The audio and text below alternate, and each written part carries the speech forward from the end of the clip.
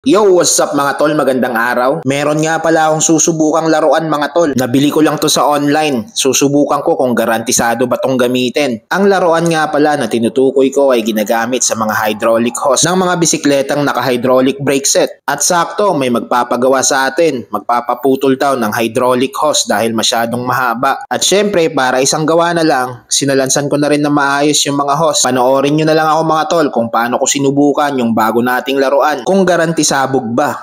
Hindi pala. Kung garantisado pala at mabisang gamitin. Kaya nga ikaw alam kung magaling ang tsamba mo, malakas eh.